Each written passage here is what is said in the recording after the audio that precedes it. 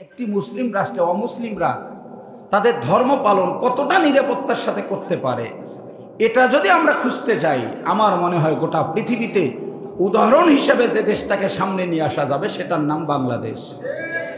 এটা জোরে বলতে হবে, সেটার নাম কোন দেশ? বলেন কোন দেশ?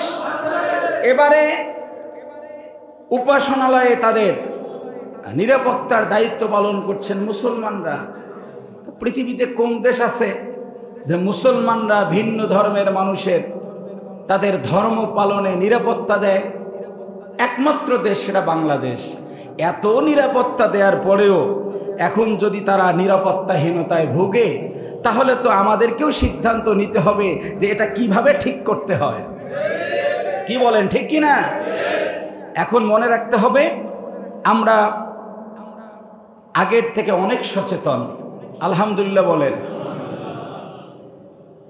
অবশ্যই ভিন্ন ধর্মাবলম্বী যারা, তারা তাদের ধর্ম পালনে নিরাপত্তা লাভ করবে। আমরা দীর্ঘদিন দেখেছি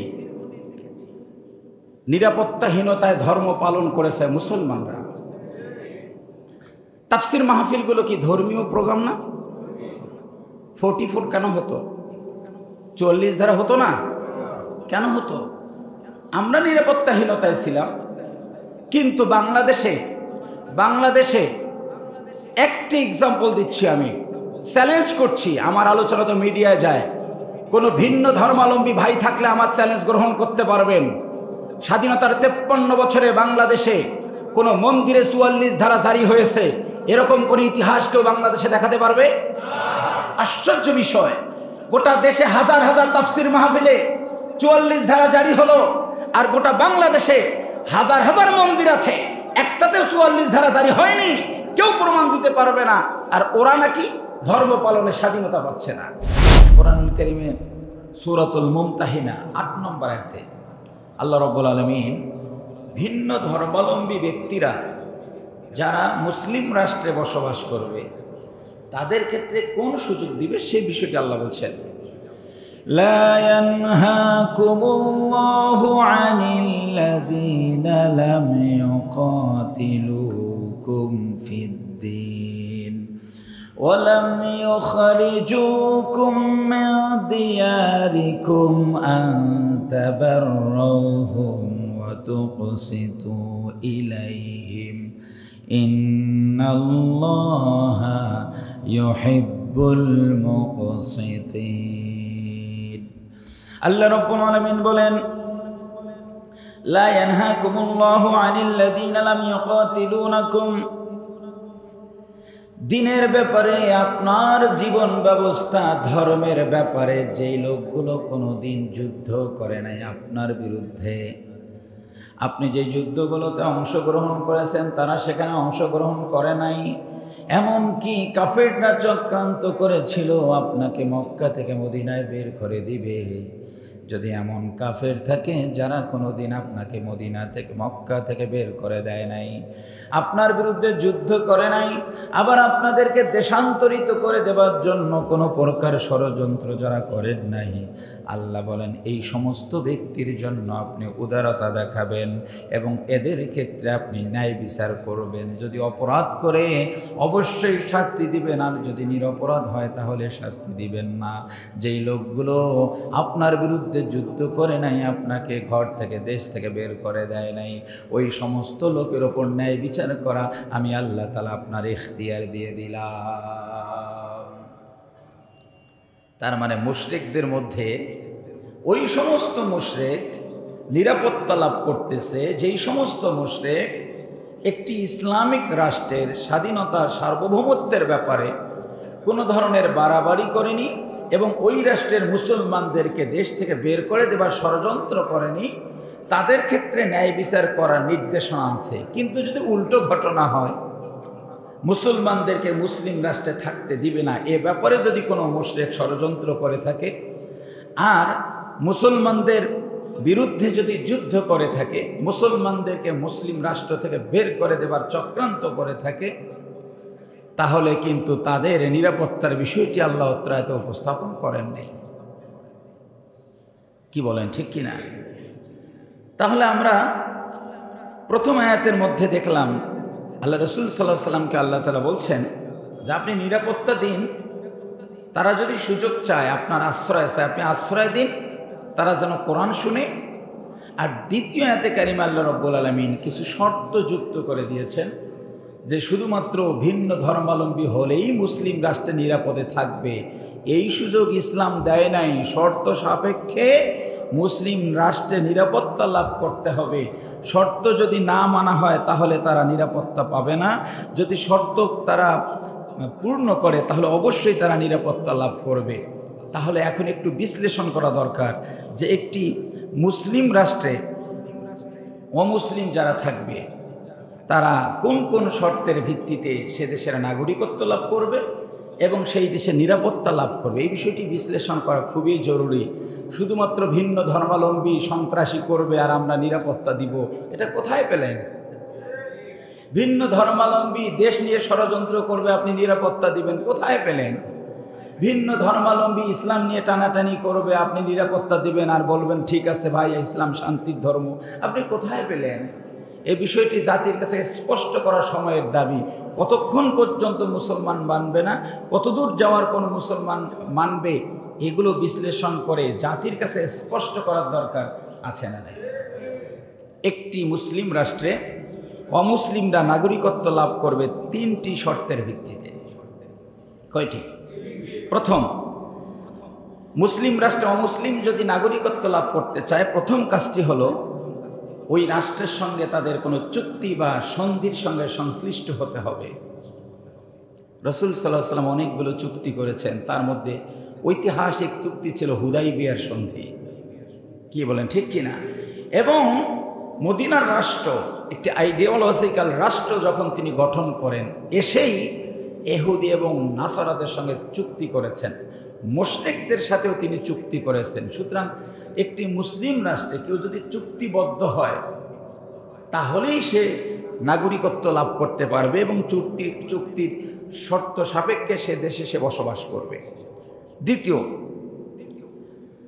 ইসলামী রাষ্ট্রে যুদ্ধ করতে গিয়ে অমুসলিম যারা একটি মুসলিম বাহিনীর কাছে পরাজিত হয়, পরাজিত হওয়ার পর আপনারা জানেন এগুলোকে গ্রেপ্তার করে নিয়ে আসা হয়। এগুলো যদি গ্রেপ্তার হওয়ার পর সেই রাষ্ট্রের ফান্ডামেন্টাল রুলসগুলো মেনে নিয়ে বসবাসের সুযোগ পায় তাহলে তারাও সেই দেশের নাগরিকত্ব লাভ করবে। সন্ধি এবং যুদ্ধ এ দুটি ছাড়াও আরও ভিন্ন ভিন্ন পন্থায়ও একটি অমুসলিম রাষ্ট্রে অমুসলিমরা নাগরিকত্ব লাভ করতে পারে। যেমন ধরুন, একজন ভিন্ন ধর্মাবলম্বী মুসলিম রাষ্ট্রে বসবাস করে, তো তার সন্তান যদি জন্মগ্রহণ করে মুসলিম রাষ্ট্রে, সে তো অমুসলিম হিসেবে আস্তে আস্তে বেড়ে ওঠে, তাহলে সে জন্মসূত্রে একটি মুসলিম রাষ্ট্রে নাগরিকত্ব লাভ করতে পারে কি না? তাহলে বোঝা যাচ্ছে তিনভাবে একটি মুসলিম রাষ্ট্রে অমুসলিমরা নাগরিকত্ব লাভ করতে পারে। তো একজন অমুসলিম ব্যক্তি যদি মুসলিম রাষ্ট্রে এসে নাগরিকত্ব লাভ করে তাহলে নাগরিকত্ব লাভ করার পর তিনি কোন কোন সুযোগ সুবিধাগুলো পাবেন? প্রথম সুযোগটা হচ্ছে সেই রাষ্ট্রের যে মৌলিক নিয়মাবলী আছে বা চুক্তির যে শর্তগুলো আছে এগুলো যদি সে মেনে নেয়, সর্বপ্রথম নাগরিক হিসাবে তার প্রাণের নিরাপত্তা ইসলাম দিয়ে দেবে। সুবহানাল্লাহ বলেন। ইসলাম কখনো বলে নাই একজন অমুসলিম নাগরিক শুধু অমুসলিম হওয়ার কারণে তাকে তুমি মেরে ফেলো, তাকে তুমি হত্যা করো, এটি বলে নাই। বরং ইসলাম একজন মুসলমানকে যে পরিমাণ নিরাপত্তা দেয় একইভাবে অমুসলিমকেও একইভাবে নিরাপত্তা দেয়। সুবহানাল্লাহ বলেন। এটা হচ্ছে ইসলামের সৌন্দর্যতা। নাগরিক হিসাবে ওই যে তিনটি পদ্ধতিতে সে নাগরিকত্ব অর্জন করলো, যদি সে নাগরিক হয়ে যায় তাহলে একটি ইসলামিক স্টেটের দায়িত্ব হচ্ছে মুসলমানের নিরাপত্তার ক্ষেত্রে যে বিধান প্রযোজ্য, মুসলমানকে হত্যা করলে যেরকম শাস্তি হবে ভিন্ন ধর্মাবলম্বীকে হত্যা করলে একই শাস্তির বিধান আল্লাহ পাক দিয়েছেন। আল্লাহ রাব্বুল আলামিন কোরআনুল কারীমে কিসাস দিয়েছেন ইয়া আইয়ুহাল্লাযীনা আমানু কুতিবা আলাইকুমুল কিসাসু ফিল কাতলা, কোন মানুষ যদি কোন মানুষকে হত্যা করে তাহলে কিসাস প্রযোজ্য হয়ে যাবে, ওই লোকটাকে আবার হত্যা করে রায় দিয়ে দিতে হবে। আমাদের সমাজে কেউ যদি হত্যা করে তাহলে তাকে যাবজ্জীবন দেয়া হয়, কি বলে, অধিকাংশ ক্ষেত্রে যে কোনো একটা আইনের ফাঁকফোকর দিয়ে যাবজ্জীবন দেওয়া হয়। কিন্তু ইসলাম বলছে না, প্রমাণিত হলে এই 12 বছর 14 বছর 28 বছরের কোনো সিস্টেম ইসলামে নাই। সে অপরাধ যা করেছে, ওয়া কাতাবনা আলাইহিম ফিহা আন্নান নাফসা বিন নাফসি ওয়াল আইনা বিল আইনি ওয়াল আনফা বিল আনফি ওয়াল উযুনা বিল উযুনি ওয়াস সিন্না বিস সিন্নি ওয়াল জুরাহা কিসাস, সে যতটুকু অপরাধ করেছে সমান শাস্তি দিয়ে দাও। আওয়াজ দিয়ে বলুন, বিধানটা কার? ওই আল্লাহ তাআলা যে বিধানটা নাজিল করেছেন, সেখানে আল্লাহ ঈমানদারকে নির্দেশ দিয়েছেন, তোমরা কিসাস করে দাও, সমান করে দাও, অপরাধী যে অপরাধ করবে তার শাস্তি দাও। কিন্তু আল্লাহ পাক বলেন নাই মুমিনকে মারলে না কাফেরকে মারলে। আল্লাহু আকবার বলেন। আপনি মুমিনকে মারেন আর কাফেরকে মারেন, হত্যা করলে আপনাকে হত্যা করা হবে। এই জন্য হযরত ওমর রাদিয়াল্লাহু তাআলা আনহুর খেলাফত সময় একজন ব্যক্তিকে গ্রেফতার করা হলো। হযরত ওমর রাদিয়াল্লাহু তাআলা আনহু ওই অমুসলিমকে তার গ্রেফতার করার পর জিম্মায় রেখে দেওয়ার পর একজন ব্যক্তি ওই লোকটাকে হত্যা করার সাথে সাথে হযরত উমর, লোকটা বেধর্মী ছিল, লোকটার পরিবারকে ডাক দিয়ে বললেন, এখন দেখো তোমাদের পরিবারের একজন লোককে আমার একজন মুসলমান হত্যা করেছে, যার কারণে আমি তোমাদেরকে ছেড়ে দিলাম, তোমরা কি সমান কিসাস করবা? অর্থের বিনিময়ে মুক্তিপণ নিয়ে ছেড়ে দিবা নাকি তাকে হত্যা করবা? তোমরা যা করবা আমি উমর সেই রায়টায় বরাদ্দ করে দিব। কি চমৎকার ইসলাম! একজন মুশরিককে গ্রেফতার করা হয়েছে, জিম্মায় নেওয়া হয়েছে, একজন মুসলিম মুশরিক হিসাবে তাকে মেরে ফেলেছে। ওমর রাদিয়াল্লাহু তাআলা আনহু যিনি হত্যাকারী তাকে তার পরিবারের কাছে উঠায় দিয়েছেন, যাও তুমি যেহেতু ইসলামের মৌলিক বিধানটাই বুঝো নাই, তোমাকে আমি গ্রেফতার করতে বলছি, হত্যা করতে বলি নাই, তুমি যেহেতু হত্যা করেছো সুতরাং পরিবারের কাছে ছেড়ে দিয়েছে, তোমরা এখন এর ব্যাপারে কি করবা? ইসলামে তো দুটি বিধান আছে, আপনারা জানেন, হত্যার বিনিময়ে হত্যা অথবা মুক্তিপণের একটা ব্যবস্থা আছে না নাই? তাহলে 1 নম্বর হলো, কেউ যদি ওই 3টি পদ্ধতি অবলম্বন করে কোনো মুসলিম রাষ্ট্রের নাগরিকত্ব লাভ করে, প্রথম হচ্ছে যে সেই লোকটির জীবনের নিরাপত্তা মুসলিম রাষ্ট্র দিয়ে দিবে, সে যেই ধর্মাবলম্বী হোক না কেন, যদি ওই রাষ্ট্রের রাষ্ট্রীয় কোনো অপরাধের সঙ্গে সংশ্লিষ্ট না হয় তাহলে তার নিরাপত্তা ইসলাম দিয়ে দিয়েছে। এরপরে একটি মুসলিম রাষ্ট্রে অমুসলিম নাগরিক ফৌজদারি দণ্ডবিধি এটি সমানভাবে প্রযোজ্য হবে। সেক্ষেত্রে তার ধর্মের কোনো পরিচয় থাকবে না। ধরুন যে একজন মুসলমান চুরি করেছে, তো মুসলিম রাষ্ট্রপ্রধান তাকে কি করবে? এই মাসলা জানেন না আপনারা? কথা বলেন না যে কি কেটে দিবে? এই যে সবাই বলেন নাই, কিন্তু কি কেটে দিবে? হ্যাঁ, বলা লাগবে তো। আস-সারিকু ওয়াস-সারিকাতু ফাকতাউ আইদিয়াহুমা, আল্লাহ বলছেন যে সে ম্যান হোক আর ও ম্যান হোক, কাট দ্য হ্যান্ডস, হাতটা কেটে দাও, তাদের দুজনের হাত কেটে দাও। মেয়ে চুরি করুক আর ছেলে চুরি করুক। দেখেন, চোরের শাস্তির ক্ষেত্রে আল্লাহ পাক বুঝে মেয়ে হলে একটু শাস্তি কম, আবার ছেলে হলে একটু শাস্তি বেশি, এরকম কোনো পার্থক্য করেছেন নাকি? না। এখানেই কিন্তু আল্লাহ তাআলা মেয়েদের উপর একটু ইহসান, ছেলেদের উপর একটু ইহসান কম, এরকম কোনো সুযোগই রাখেন নাই। চুরি যে করবে সে চুরি করার ক্ষেত্রে মেয়ে আর ছেলের কোনো পরিচয় চলবে না, চোর হিসাবে তাকে মেনশন করা হবে। এটা হচ্ছে ইসলামের দণ্ডবিধি, হুদুদ। এখন কোনো মানুষ যদি মুসলিম হয়, মুসলিম রাষ্ট্রপ্রধান ওই লোকটার ক্ষেত্রে আয়াত দিয়ে বিচার করে তার হাতটা কেটে দিবে। ওই রাষ্ট্রে যদি কোনো অমুসলিম বসবাস করে অমুসলিম যদি চুরি করে দণ্ডবিধি অনুযায়ী লোকটার ক্ষেত্রে সমান প্রযোজ্য হবে। ওই লোকটা নিজে চুরি করলে হিন্দু হোক, খ্রিস্টান হোক, আর বৌদ্ধ হোক, আর নাসারা হোক, মুসলমানের হাত কাটা যেমন ফরজ, ওই ভিন্ন ধর্মের লোকটারও হাত কাটা ফরজ। কি বলে, ঠিক কিনা? এখানে কোনো ধর্মীয় পরিচয় চলবে? কেউ চুরি করে যদি বলে যে আমাকে ধর্মীয় কারণে হাত কেটেছে, সেই তথ্য সন্ত্রাস করার সময়টা আল্লাহ তাআলা আমাদেরকে সেই জায়গা থেকে পরিত্রাণ দিয়েছেন, আলহামদুলিল্লাহ বলেন। আমরা সব থেকে ক্ষতিগ্রস্ত হয়েছি বিগত 16 বছর একটি গুরুত্বপূর্ণ জায়গায়, সেটা হলো আমাদের মিডিয়াগুলোকে সন্ত্রাসী কর্মকাণ্ডে শতভাগ ব্যবহার করা হয়েছে। আমাদের মিডিয়াগুলো দিয়ে ইসলাম বিদ্বেষী নিউজগুলো প্রচার করা হয়েছে।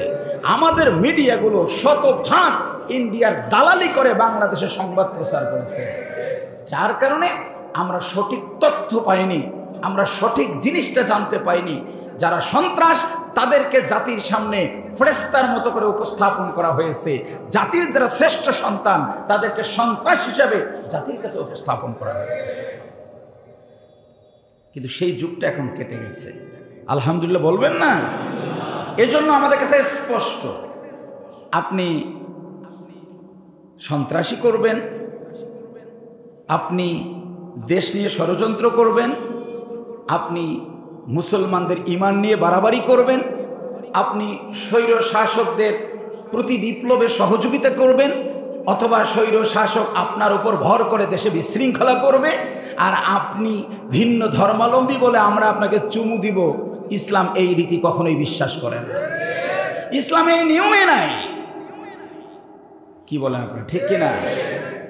হুদুদের ক্ষেত্রে, ফৌজদারি দণ্ডবিধির ক্ষেত্রে একটি মুসলিম রাষ্ট্র একজন অমুসলিমকে সমান অধিকার দিবে। সুতরাং হিন্দু চুরি করলে হাত কাটা হবে, নাসারা চুরি করলে হাত কাটা হবে, খ্রিস্টান বৌদ্ধ চুরি করলে হাত কাটা হবে, মুসলিম চুরি করলে হাত কাটা হবে। এটি চোর হিসেবে মেনশন করা হবে, এখানে ধর্মীয় কোনো পরিচয় থাকবে না। এই অধিকারটুকু একজন অমুসলিমও পাবে। আবার উল্টো ঘটনা, কোন মুসলমানের ঘরে চুরি করেছে, মুসলিম রাষ্ট্রপ্রধান বা মুসলিম একজন জাজ বিচার করার ক্ষেত্রে মুসলিম হিসাবে তার পক্ষে রায় দিবে বা বিপক্ষে রায় দিবে, এটা চলবে না। দণ্ডবিধির ক্ষেত্রে ইসলাম বলে দিয়েছে যেই লোকটা বিচারক হবে, বিচারালয়ে বিচার করতে গিয়া ওই লোকটা দেখবে না তার ধর্মের পরিচয় কি, লোকটা কোন ধর্মের অনুসারী, লোকটা মুমিন না কাফের। মনে করুন মুসলিম একজন গিয়ে রংপুরের জজ কোর্টের আপিল করলো, মামলা দায়ের করে দিল, তার পক্ষে একজন মুসলিম বিচারক থাকার কারণে পক্ষে রায় দিল, আর একজন হিন্দু বলল আমার বাড়ি চুরি হয়েছে, আমার বিরুদ্ধে মামলা, আমার পক্ষে মামলা নেন, কিন্তু জজ তা নিল না। ইসলাম এটাকেও সমর্থন করে না, বরং ইসলাম দণ্ডবিধির ক্ষেত্রে বলেছেন মুসলিম যেমন জজ কোর্টে গিয়া বিচার দেওয়ার পরে সঠিক রায়টা যেমন মুসলিম পাবে, অমুসলিম নাগরিক বসবাস করলে একইভাবে জজ দুইজনের অধিকার নিশ্চিত করে দিবে। এখানে কার চুরি হয়েছে ব্যক্তির ধর্মীয় পরিচয় থাকবে না। দণ্ডবিধির ক্ষেত্রে যদি মুসলমানের ঘর চুরি হয় ওই চোরের যেমন শাস্তি হবে, একজন ভিন্ন ধর্মাবলম্বীর যদি ঘরে চুরি হয় একই শাস্তি ইসলাম দেবে। এই অধিকারটা, এই সুযোগটা একজন অমুসলিম পাবে। আমাদের দেশে অমুসলিমদের ঘর চুরি হয় কোথায়? এরা বলছে যে আমাদের সব লুটপাট করে খাচ্ছে, আমরা অধিকার থেকে বঞ্চিত। এই যে আমাদের রংপুরে ওই কৃষ্ণ এসে যে বক্তব্য দিয়েছিল, চিন্ময় কৃষ্ণ, ও যে বক্তব্য দিয়েছিল, আমি মসজিদে ঢোকার আগে বক্তব্যটা শুনলাম। সে বক্তব্য দিয়েছে আমরা অধিকার থেকে বঞ্চিত, আমরা লাঞ্ছিত, আমাদের লুটপাট করে খাওয়া হচ্ছে, আমরা অধিকার পাচ্ছি না। আশ্চর্য ব্যাপার, দীর্ঘ 16টি বছর সংখ্যালঘু ছিল মুসলমানরা। কথা বলে ঠিক কিনা? 16টি বছর সংখ্যালঘু ছিল ওলামায়ে কেরাম। আমরা কথা বলার অধিকার পাইনি, আমরা দাঁড়ানোর অধিকার পাইনি, আমরা চাকরি পাইনি, ঢাকা বিশ্ববিদ্যালয়ে নামাজ পড়ার অধিকার ছিল না। তার মানে সংখ্যালঘু আমরা না তোমরা। বিশ্ববিদ্যালয়ের ছেলে নামাজে গেলে তুমি শিবির করো ট্যাগ লাগিয়ে তাদেরকে রিমান্ড নিয়ে নির্যাতন করা হয়েছে। নামাজ পড়ে সে শিবির নাও করতে পারে, সে তো নামাজি। নামাজি হওয়ার জন্য কি শিবির করতে হবে নাকি? মুমিন মানেই তুমি নামাজ পড়বা, তুমি না করো শিবির, তাতে সমস্যাটা কি? কিন্তু নামাজ পড়ছে মানেই তাকে শিবির ট্যাগ লাগিয়ে রিমান্ড নিয়ে নির্যাতন করে জঙ্গি মামলায় চালান দিয়ে দিয়েছে। তার মানে দীর্ঘ 16টি বছর আমরা ছিলাম সংখ্যালঘু আর তোমরা ছিলা সংখ্যাগুরু। টপ টু বটম প্রতিটি চেয়ার তোমরা দখল করেছো, আর বক্তব্য দাও তোমরা নাকি অধিকার থেকে বঞ্চিত। কোথায় দেখাও একজন মুসলমান কোন একজন হিন্দুর বাড়িতে গিয়ে লুটপাট করেছে? উদাহরণ একটা দেখাও। এখন আর মিডিয়া সন্ত্রাস করার কোনো সুযোগ, বলতে হবে সুযোগ। কি বক্তব্য দাও তুমি? এখন আর সেই সুযোগ নষ্ট হয়ে গেছে। আমি সম্ভবত এই রংপুরে ওদের একটা মিটিং হলো গত শুক্রবার নাকি, যে আমি গাড়িতে আসতেছিলাম, হঠাৎ করে কাউনিয়ায় দেখি দুটি বাস। তো আমার কাছে মনে হলো খুব গ্যাঞ্জাম চলছে।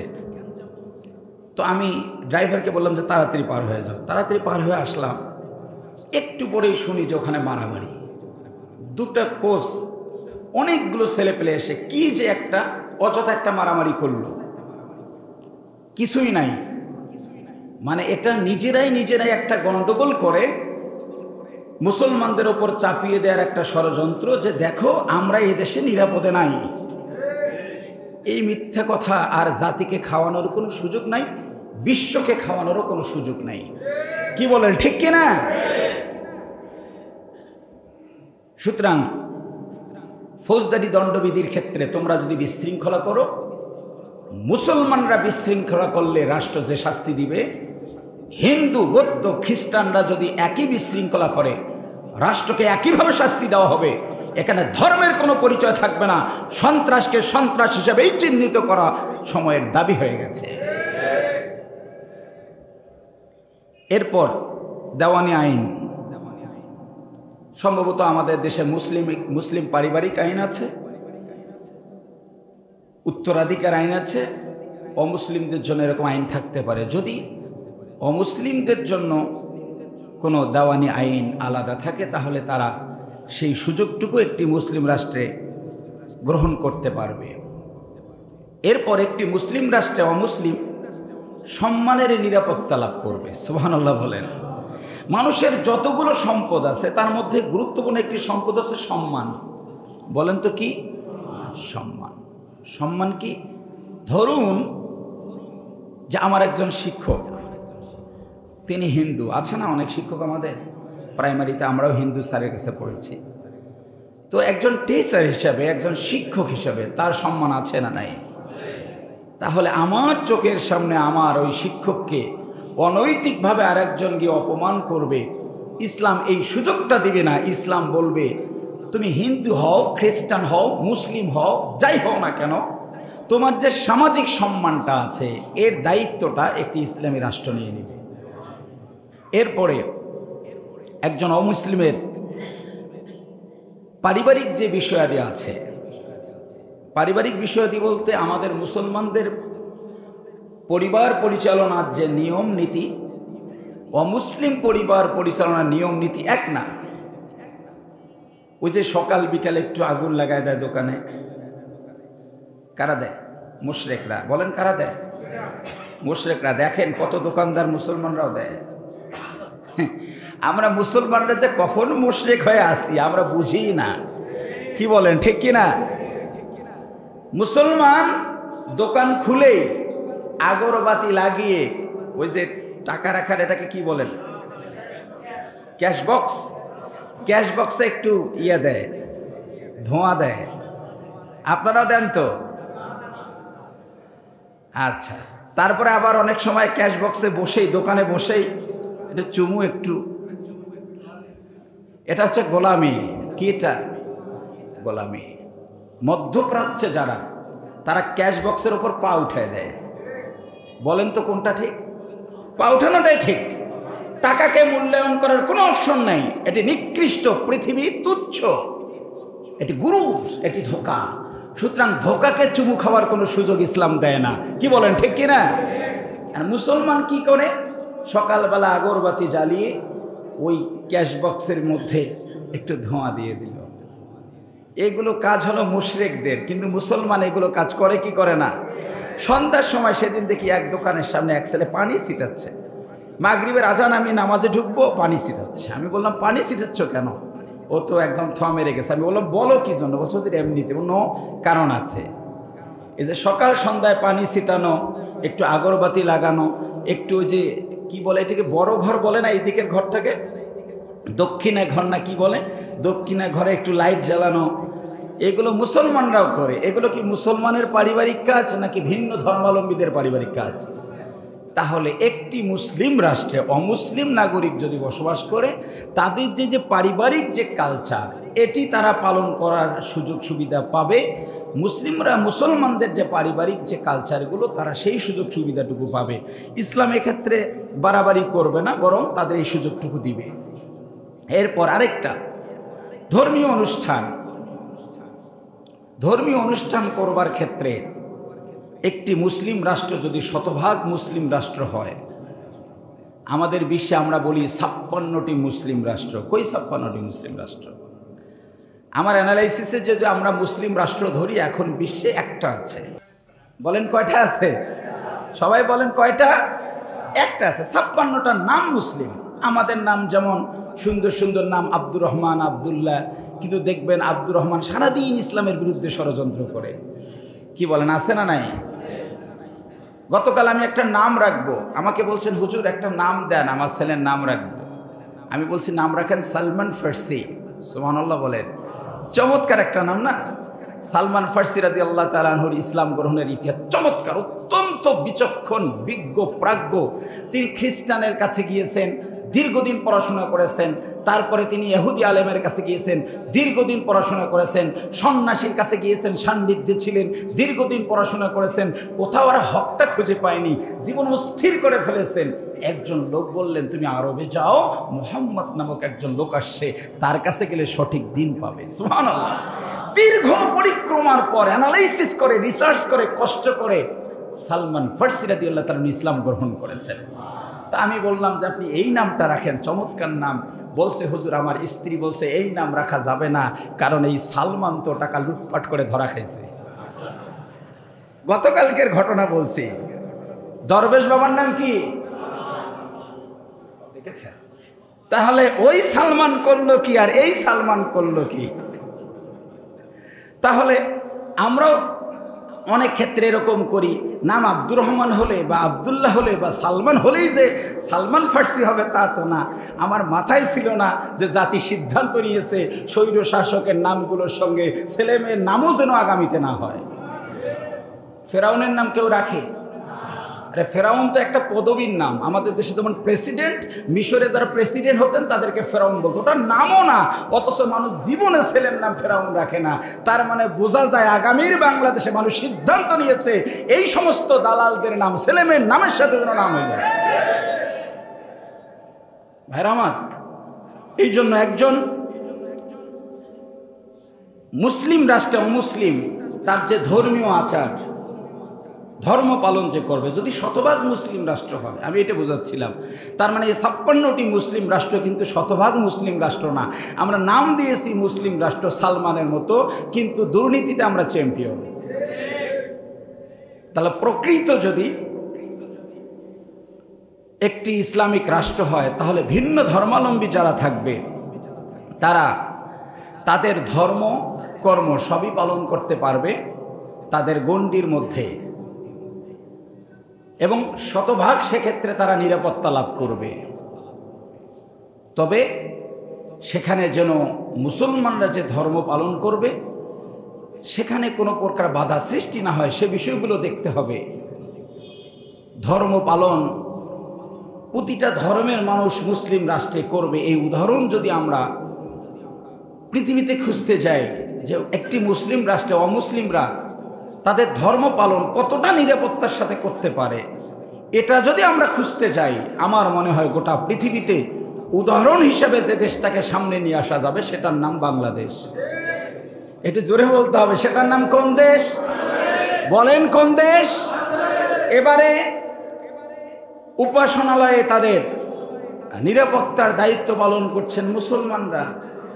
পৃথিবীতে কোন দেশ আছে যে মুসলমানরা ভিন্ন ধর্মের মানুষের তাদের ধর্ম পালনে নিরাপত্তা দেয়? একমাত্র দেশ সেটা বাংলাদেশ। এত নিরাপত্তা দেওয়ার পরেও এখন যদি তারা নিরাপত্তাহীনতায় ভোগে, তাহলে তো আমাদেরকেও সিদ্ধান্ত নিতে হবে যে এটা কিভাবে ঠিক করতে হয়। কি বলেন, ঠিক কি না? এখন মনে রাখতে হবে আমরা আগের থেকে অনেক সচেতন, আলহামদুলিল্লাহ বলেন।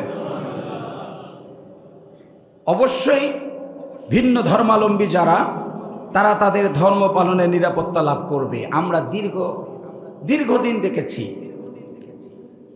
নিরাপত্তাহীনতায় ধর্ম পালন করেছে মুসলমানরা। তাফসির মাহফিলগুলো কি ধর্মীয় প্রোগ্রাম না? 44 কেন হতো?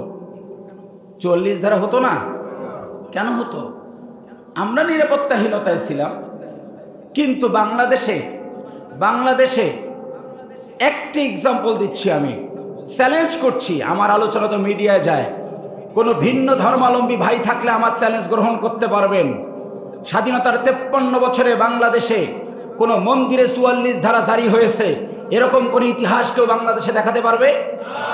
আশ্চর্য বিষয়, গোটা দেশে হাজার হাজার তাফসির মাহফিলে 44 ধারা জারি হলো, আর গোটা বাংলাদেশে হাজার হাজার মন্দির আছে, একটাতেও 44 ধারা জারি হয়নি। কেউ প্রমাণ দিতে পারবে না। আর ওরা নাকি ধর্ম পালনে স্বাধীনতা পাচ্ছে না। কথা বলেন, ঠিক কিনা? এগুলো সচেতন করা সময়ের দাবি। এরপর তাদেরকে ইসলামিক রাষ্ট্র হয়ে গেলে জিজিয়া কর দিতে হয়, এটা আপনারা জানেন। জিজিয়া করে তাদেরকে সুযোগ সুবিধা দেয়া হবে। কি সুযোগ?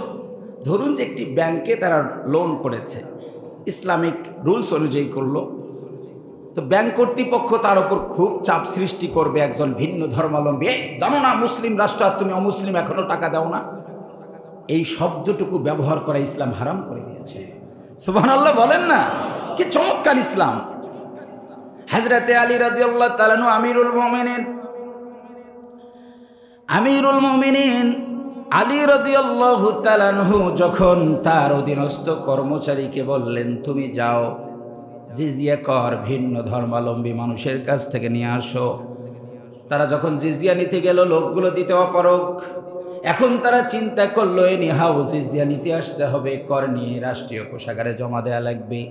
হযরত আলী বলেন, শোনো, তারা দিতে পারুক আর না পারুক, শীতের সময় তাদের যে পোশাকগুলো তারা পরে, তাদের শীত নিবারণ করে, ভুল করেও তাদের শীতের পোশাকগুলো তোমরা নিবে না, এবং তোমরা তাদের খাবার উপকরণ যেগুলো, এগুলো থেকে জোর করে নিবে না, এবং তারা যে কৃষিকাজ করে, কৃষিকাজ করতে গিয়ে তাদের যে দ্রব্যাদি আছে, এগুলো তোমরা জোর করে তাদের কাছ থেকে গ্রহণ করবে না। মনে রাখবে, ভিন্ন ধর্মাবলম্বী জিজিয়া কর দিতে পারে নাই, এই জন্য তাহলে কি কৌশল তোমরা করবে? লোকগুলো মনে মনে ভাবলেন, যদি তারা টাকা না দেয়, অমুসলিম এদেরকে বাড়ি দিব, মেরে টাকা নিব। আলী বললেন, না, খবরদার, তাদের কখনোই তোমরা মারবা না, তাদেরকে কখনো আঘাত করবা না। সাহাবায়ে কেরাম বললেন, তাহলে জিজিয়া দেয় না, কি করব? তাদেরকে রোদে দাঁড় করায় রাখবো। ছেলেরা যখন পড়াশোনায় পারে না, তখন শিক্ষক কি করে? দাঁড়াও, স্ট্যান্ড আপ। হযরত আলী বললেন, না, এতটুকু করবো না। আল্লাহু আকবার বলেন না?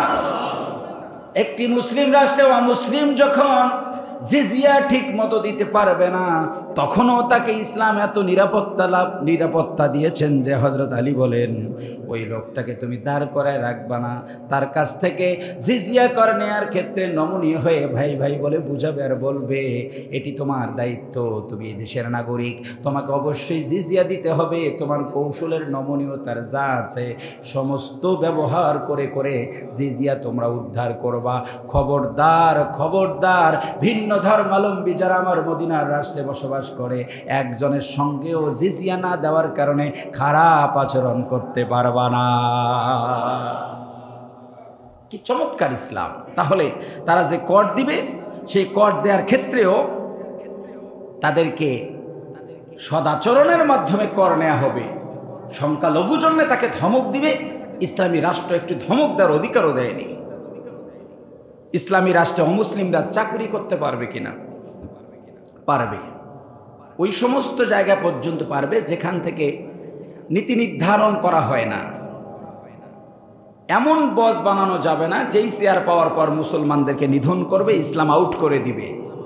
এই সমস্ত চেয়ার বাদ দিয়ে সকল চেয়ারে তারা বসতে পারবে, শুধু ওই চেয়ারগুলো পাবে না যেই চেয়ারে গেলে পরে ইসলামের ক্ষতি হয়। বিগত দিনে আমরা কি দেখেছি, মাদ্রাসা বোর্ড পর্যন্ত ভিন্ন ধর্মাবলম্বীরা, এটা ষড়যন্ত্র করে দেওয়া হয়েছে। যাও ওখানে যাও, শিক্ষা ব্যবস্থাকে ধ্বংস করে দাও, মুসলমানদেরকে কনভার্ট করে মুশরিক বানিয়ে দাও। বড় বড় পদে ভিন্ন ধর্মাবলম্বীরা কেন? ইসলামী রাষ্ট্রের মূল চেয়ারগুলো তো থাকবে না, তবে বাকি যে চেয়ারগুলো আছে যোগ্যতা ভিত্তিক, তারা সেই চেয়ারগুলো পর্যন্ত যেতে পারবে, কোনো সমস্যা নাই। তবে একটি ইসলামিক রাষ্ট্রের রাষ্ট্রপ্রধান অমুসলিম কখনোই হবে না। একটি ইসলামিক রাষ্ট্রের রাষ্ট্রপ্রধান অবশ্যই তাকে মুসলিম হতে হবে।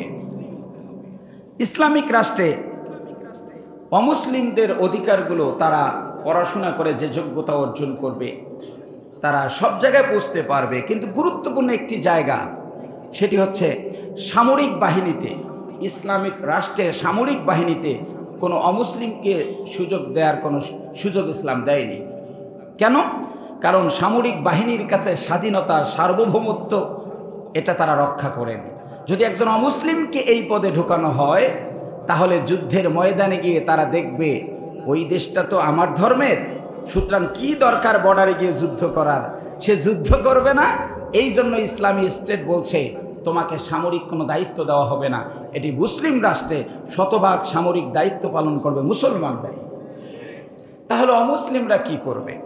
সেক্ষেত্রে অমুসলিমদের কাজ হলো তারা অর্থ দিয়ে সহযোগিতা করবে। এই দেশে যদি কোনো নাগরিক বসবাস করে অমুসলিম, তাহলে এই দেশের সার্বভৌমত্ব রক্ষা করার দায়িত্ব যেমন মুসলমানের আছে, অমুসলিমেরও আছে। যেহেতু তিনি এই দেশে বসবাস করবে, এই দেশের নিরাপত্তা না থাকলে ব্যক্তির নিরাপত্তা থাকে না, যার কারণে তিনি সামরিক বাহিনীতে যাবে না, কিন্তু সামরিক বাহিনী পরিচালনার ক্ষেত্রে যে অর্থ ব্যবহার করা হবে সেই অর্থে তারা সহযোগিতা করবে। একবার একটি যুদ্ধ শুরু হয়ে গেল। সে যুদ্ধে সাহাবায়ে কেরাম, বিশেষ করে আবু উবায়দা রাদিয়াল্লাহু তাআলা আনহু সেই যুদ্ধের নেতৃত্বে ছিলেন। তিনি যুদ্ধ চলাকালীন অবস্থায় হঠাৎ করে দেখলেন যে ভিন্ন ধর্মাবলম্বীরা তাদেরকে ঘিরে ফেলেছে। তারা একটি জায়গায় সরে গেলেন, বিরাট অঞ্চল তারা ছেড়ে দিলেন। দেওয়ার পর এই যে যুদ্ধ চলাকালীন অবস্থায় সামরিক বাহিনীতে কোনো অমুসলিম নাই, কিন্তু এই রাষ্ট্রে তো অমুসলিম আছে, সে অমুসলিমরা অর্থ দিয়ে সহযোগিতা করলো যে তোমরা যুদ্ধ করো, আমরা তোমাদের টাকা দিচ্ছি। তো যখন ওই অঞ্চলটা ছেড়ে দিয়ে আবু উবায়দা রাদিয়াল্লাহু তাআলা চলে আসলেন, আসার পরে তিনি তার অর্থগুলো নিয়ে মুসলমানদেরকে বললেন, তোমরা যাও ওই ভিন্ন ধর্মাবলম্বী ভাইদের অর্থটা তাদের কাছে ফিরিয়ে দাও, কারণ তাদের অর্থটা আমাদেরকে দিয়েছিল আমরা যেন ওই অঞ্চলটা দখলে নিতে পারি। যেহেতু আমরা ব্যর্থ হয়েছি, সুতরাং তার অর্থ খাওয়ার অধিকার আর আমাদের নাই। সুবহানাল্লাহ বলেন। এই অর্থটা আবু উবায়দা রাদিয়াল্লাহু তাআলা পাঠিয়ে দিলেন তাদের কাছে। তারা যখন ভিন্ন ধর্মাবলম্বীরা সেই অর্থটুকু পেল, পাওয়ার পরে তারা সেখান থেকে সবাই এক হয়ে সিদ্ধান্ত দিল যে পৃথিবীতে নিরাপদে বসবাসের একটি জায়গা, তা হলো মুসলিম রাষ্ট্র। সুবহানাল্লাহ বলেন। তারা বেধর্মীরা সিদ্ধান্ত দিল যে মুসলিমরা অন্য ধর্মাবলম্বীদের অধিকার এত কঠিন নিশ্চিত করে যে অর্থটা আমরা তাদেরকে দিয়েছি যুদ্ধ করার জন্য, যেহেতু সাময়িক সময় তারা সেই অঞ্চল পর্যন্ত যেতে পারে নাই, অর্থটা আমাদের কাছে ফিরিয়ে দিয়েছে। এখন ভিন্ন ধর্মাবলম্বীরা সিদ্ধান্ত নিল মুসলমানরা এখানে আসুক আর না আসুক, এই অঞ্চলটা বিজয় করে আমরা মুসলমানের হাতে উঠাই দেব। জোরে বলেন না সুবহানাল্লাহ। তাহলে বোঝা যাচ্ছে যে একটি মুসলিম রাষ্ট্রে অমুসলিমরাও তাদের অধিকারগুলো তারা শতভাগ নিশ্চিত করবে। তারা কতটুকু পাবে? আরেকটি হলো ব্যবসা বাণিজ্য। সামাজিক ব্যবসা বাণিজ্যে আপনি ভিন্ন ধর্মাবলম্বী ভাইয়ের দোকানে কিনবেন না, এই সিদ্ধান্ত নেওয়া যাবে না। অনেকেই এই সিদ্ধান্ত নিতে চায়, ফেসবুকে লেখালেখি করে, বলে যে না, ভিন্ন ধর্মাবলম্বী যারা আমরা তার দোকানে কিনবো না। তো আপনি যদি না কেনেন তাহলে তার ছেলে মেয়ে না খেয়ে মারা যাবে, এর দায়ভার কি আপনার নাই? হ্যাঁ, যদি তার ব্যবসার টাকার একটা অংশ ইসকনে ব্যবহার করা হয়, ইসলামের ক্ষতি করার জন্য ব্যবহার হয়, অবশ্যই অবশ্যই সেটা আপনি কিনবেন না। কিন্তু সামাজিকভাবে ওঠা বসা, লেনদেন, কেনা বেচা, হিন্দু আর মুসলিম, বৌদ্ধ আর মুসলিম, খ্রিস্টান আর মুসলিম, সমস্যা আছে। এই সামাজিক ব্যবসা বাণিজ্য করার জন্য ইসলাম তাদেরকে এতটুকু অধিকার দিয়েছে। এখন ভিন্ন ধর্মাবলম্বী যারা, তাদের ক্ষেত্রে ইসলাম সর্বশেষ কি সিদ্ধান্ত নিবে, আমি কোরআনুল কারীমের আয়াতের আলোকে সর্বশেষ আপনাদেরকে জানাতে চাই। রাসূল সাল্লাল্লাহু আলাইহি সাল্লাম তার ইসলামিক স্টেট যখন হয়ে গেল, মদিনার রাষ্ট্র যখন হয়ে গেল, তখন তিনি মুশরিকদের ক্ষেত্রে কি সিদ্ধান্ত নেবেন, আল্লাহ পাক কোরআনুল কারীমে একটি আয়াত দিয়ে দুটি সিদ্ধান্তের কথা বলেছেন। সুবহানাল্লাহ বলেন, ফাবিমা রাহমাতিন মিনাল্লাহি লিনতা লাহুম ওয়ালাউ কুনতা ফাযযান গলীদাল কলবি লানফাদ্দু মিন হাওলিক ফা'ফু আনহুম ওয়াস্তাগফির লাহুম ওয়াশাওিরহুম ফিল আমরি ফাইযা আযামতা ফাতাওয়াক্কাল আলাল্লাহ ইন্নাল্লাহা ইউহিব্বুল মুতাওয়াক্কিলিন। আল্লাহ রাব্বুল আলামিন কোরআনুল কারীমে সূরা আলে ইমরান 159 নম্বর আয়াতে কারিমায় বলেছেন, নবীজি আল্লাহ পাক আপনাকে কোমল হৃদয়ের মানুষ করেছেন, আপনি কোমল হৃদয়ের মানুষ। আপনার ডানে বামে সামনে পিছনে যারা, তাদের ক্ষেত্রে আপনি রূঢ় আচরণ করবেন না, আপনি রাগ দেখাবেন না। আপনি যদি রাগ দেখান তাহলে ভিন্ন ধর্মাবলম্বী যারা, তারাও তো আপনাকে ছেড়ে দূরে চলে যাবে, তারা তো আপনার কাছে কেউ আসবে না, কেউ তো দিন গ্রহণ করতে যাবে না। এই জন্য প্রথম বৈশিষ্ট্য হলো অবশ্যই আপনি কোমল আচরণ করবেন, অবশ্যই আপনি দয়া দেখাবেন। তবে আপনি শুধু দয়াই দেখাবেন না, ফাফু আনহুম, তারা যে অপরাধগুলো করেছে আপনি তাদের অপরাধগুলো ক্ষমা করে দিবেন। ওয়াস্তাগফির লাহুম, এবং তাদের অপরাধগুলো মার্জনার জন্য আমার কাছে আপনি প্রার্থনা করবেন, আমি আল্লাহ তাআলা তাদেরকে যেন ক্ষমা করে দেই। প্রথমটা আল্লাহ পাক বিশ্ব নবীকে বলেছেন, প্রথম নীতি অবলম্বন করা লাগবে ক্ষমা আর দয়া। প্রথমটা ক্ষমা এবং দয়া সবার জন্য মুসলমানরা যেন বরাদ্দ করে দেয়। আওয়াজ দিয়ে বলুন তো, এই ক্ষমা আর দয়ার দৃষ্টান্ত আমাদের বাংলাদেশেও আছে না? না, ওরা বলেছিল এক রাতে 20,000 লোক মেরে ফেলবে। কই, এখন কি 20,000 লোক মারা কোনো ব্যাপার? কথা বলে না। কিন্তু একজন মুসলমান অন্যায়ভাবে আরেকজনকে মেরেছে, কোনো উদাহরণ আছে? কিন্তু ওরা আমাদের অ্যাডভোকেটকে মেরেছে, একজন তরুণ অ্যাডভোকেটকে মেরেছে ইসকনের সদস্যরা। আমরা ইচ্ছা করলে 3 দিনে তোমাদেরকে ম্যাসাকার করে দিতে পারতাম, আমরা ইচ্ছা করলে তোমাদের গর্ত থেকে বের হওয়ার সুযোগ বন্ধ করে দিতে পারতাম। কিন্তু আমার ইসলাম এটা আমাদেরকে শেখায় না। ইসলাম রক্তের বন্যা বইয়ে দিতে বলে না। ইসলাম প্রথম বলে তোমরা ক্ষমার নীতি অবলম্বন করো। যার কারণে নবী মক্কা বিজয় করার পর প্রথম যে কাজটি করেছেন এটা ক্ষমার নীতি। সুবহানাল্লাহ। নবীজি যখন মক্কা বিজয় করলেন, ডিক্লারেশন করলেন, আমি ক্ষমা করে দিলাম, সাধারণ ক্ষমা ঘোষণা করে দিলাম। এটি প্রথম পদক্ষেপ।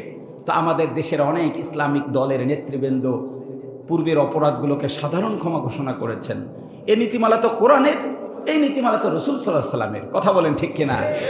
এখন সাধারণ ক্ষমা করার পরের অংশটা তো এখনো বলি নাই। সাধারণ ক্ষমা করার পর যদি কেউ লাফালাফি করে, কেউ যদি উস্কে দেয়, কেউ যদি সন্ত্রাসী করে, কেউ যদি ইউনিটিকে নষ্ট করে দিতে চায়, কেউ যদি মুসলমানদের স্বাধীনতা সার্বভৌমত্বকে ধ্বংস করে দিতে চায়, তার সিদ্ধান্তটা কি এটাও জানতে হবে। আমরা এখন পর্যন্ত প্রথম নীতির ওপর আছি, সাবধান সাবধান, দ্বিতীয় নীতিতে যেন যেতে না হয়। দ্বিতীয় নীতিমালা অত্যন্ত স্ট্রং, অত্যন্ত কঠোর। বলুন, বলবেন কে? রাসূল সাল্লাল্লাহু আলাইহি ওয়াসাল্লাম ওখানেও দ্বিতীয় নীতিমালা তিনি অবলম্বন করেছেন। সহিহ বুখারীতে অনেকগুলো হাদিস। ইবনে খাতাল কাবার গিলাফ ধরেছিল, হাদিসটা আমি বলেছি আপনাদের সামনে। সাহাবায়ে কেরাম দৌড় দিয়ে এসে বললেন, ইয়া রাসূলুল্লাহ সাল্লাল্লাহু আলাইহি সাল্লাম, আপনি তো সাধারণ ক্ষমা করলেন, কিন্তু এই যে দ্বিতীয় নীতিমালা, এই লোকটি গিয়ে কাবা ধরেছে, এটা তো নিরাপদ স্থান। রব্বি হাদা বালাদান আমিনা। ইব্রাহিম আলাইহিস সালাম দোয়া করেছেন, আল্লাহ এই শহরকে নিরাপদ করে দাও। আল্লাহ বলেন, কিয়ামত পর্যন্ত আমি নিরাপদ করে দিলাম। তো এখানে একজন কাফের, একজন তাগুত, একজন সীমালঙ্ঘনকারী গিয়ে কাবার গিলাফ ধরে আছে, বাঁচার উপায়টা খুঁজে বের করেছে। এখন কি হবে? নবী বললেন, ফাউকতুলুহু, যাও ওটাকে মেরে ফেলো। দ্বিতীয় নীতিমালা হচ্ছে এদেরকে মেরে ফেলার পিছনে কারণ হচ্ছে এরা সন্ত্রাসী কর্মকাণ্ড করেছে, এরা সীমালঙ্ঘন করেছে। সাধারণ ক্ষমা সবার জন্য প্রযোজ্য না, যারা সীমালঙ্ঘন করে তাদেরকে হত্যাই করতে হবে। এই আয়াতে এবার দেখি আল্লাহ রাব্বুল আলামিন বিশ্বনবীকে কি বলছেন। প্রথম নীতিমালা ক্ষমা, নিজে ক্ষমা চান, ক্ষমা প্রার্থনা করুন। দ্বিতীয় নীতিমালা ওয়াশাওবিরহুম ফিল আমর, এরপর আপনি মাশওয়ারার ভিত্তিতে, পরামর্শের ভিত্তিতে সিদ্ধান্তে উপনীত হন। মানে একটি জাতিকে পারস্পরিক পরামর্শের ভিত্তিতে একটি সিদ্ধান্তে উপনীত হতে হবে। ফাইজা আযামতা ফাতাওয়াক্কাল আলাল্লাহ। আপনার ক্ষমার নীতিতে কেউ যদি সুযোগ নিয়ে মনে করে মুসলমান দুর্বল, মুসলমান ঘুমিয়ে পড়েছে, মুসলমান নীরব, মুসলমানরা আমাদের মন্দির পাহারা দেয়, তার মানে কি ঠাকাটায় পড়ে গেছে। আল্লাহ বলছেন ফাইজা আযামতা ফাতাওয়াক্কাল আলাল্লাহ। দ্বিতীয় নীতিমালা হলো স্ট্রংলি দাঁড়াও, ফাতাওয়াক্কাল আলাল্লাহ, আমার উপর তাওয়াক্কুল করো, তোমাদের কেউ ঠেকাতে পারবে না। আমি বলছি আমাদের অনতিবিলম্বে দ্বিতীয় নীতিমালায় যেতে হবে। দ্বিতীয় নীতিমালায় যাওয়ার সময়ের দাবি হয়ে গেছে। আমাদের দেশটাকে বারবার দুর্বল করে দেওয়ার জন্য যেই পলিসি ব্যবহার করা হয়েছে, এটি হচ্ছে ধর্মীয় দাঙ্গা লাগিয়ে আমাদের দেশটাকে পিছনে নিয়ে টেনে নেওয়ার ষড়যন্ত্র হয়েছিল। সেটা যেহেতু শুরু হয়ে যাচ্ছে, এখন আর ক্ষমার নীতি অবলম্বন করলে আমাদের ক্ষতি হয়ে যাবে। এখন স্ট্রংলি দাঁড়াতে হবে। আর একবার যদি মুসলমানদের বিরুদ্ধে ভিন্ন ধর্মাবলম্বীরা কোনো অ্যাকশনে যেতে চায়, দাঁত ভাঙ্গা জবাব এক্ষুনি আমাদেরকে দেওয়ার সময় হয়ে গেছে। আর কোনো সুযোগ দেওয়া যাবে না। দ্বিতীয় নীতিমালা কোরআনের, কথা বলেন ঠিক কিনা? সুতরাং চোখ কান খোলা রাখবেন, চোখ কান খোলা রাখবেন। আমরা অন্যায় কারো পূর্তি করব না, সামান্য না, কোশ্চেন কালেও না। কিন্তু যদি আমাদের স্বাধীনতা, সার্বভৌমত্ব, আমাদের বিজয়কে কেউ ঠেকানোর ষড়যন্ত্র করে, অথবা স্বৈর শাসকের দোসররা ইসকনের ওপর যদি ভর করে আমাদের ইউনিটি নষ্ট করে দিতে চায়, সেক্ষেত্রে ফাইজা আযামতা ফাতাওয়াক্কাল আলাল্লাহ। আল্লাহ বলেছেন স্ট্রংলি সিদ্ধান্ত গ্রহণ করো, আল্লাহর উপর তাওয়াক্কুল করো। মনে রাখবা ইন্নাল্লাহা ইউহিব্বুল মুতাওয়াক্কিলিন। আমার উপর যারা ভরসা করবে আমি তাদেরকে মহব্বত করি, ভালোবাসি। সুতরাং আমরা ইন্ডিয়ার দিকে তাকাবো না, চায়নার দিকে তাকাবো না, রাশিয়ার দিকে তাকাবো না। পরবর্তী নীতিতে আল্লাহ বলছেন আমার দিকে তাকাও, বিজয় আমি দিয়ে দিই। সুতরাং সময় এসেছে, বলুন কার দিকে তাকানোর? জোরে বলুন কার দিকে? আল্লাহ রাব্বুল আলামিন আমাদেরকে ইসলামের অধিকারগুলো বোঝার তৌফিক দান করুন। ভিন্ন ধর্মাবলম্বী ভাই যারা শুনছেন, আপনাদেরও সাবধান হওয়া দরকার। কারণ আপনারা যদি সাবধান না হন, ক্ষতি আপনাদের হয়ে যাবে। হিন্দু ভাই সব তো আর দেশটাকে ক্ষতি করতে চায় না। কয়েকজন আছে যারা স্বৈর শাসকের দালালি করেছে, এরা উস্কে দিয়ে দিয়ে সমস্ত ভিন্ন ধর্মাবলম্বী ভাইদের ক্ষতি করতে চায়। এই জন্য আমি বলবো ভিন্ন ধর্মাবলম্বী ভাই যারা যেমন রংপুরে প্রতিবাদ করেছে, তাদের উচিত গোটা দেশে প্রতিবাদ করা, ইসকনকে নিষিদ্ধ করে দেওয়া হোক। আল্লাহ তাআলা আমাদেরকে বুঝার, আমল করার তৌফিক দান করুন।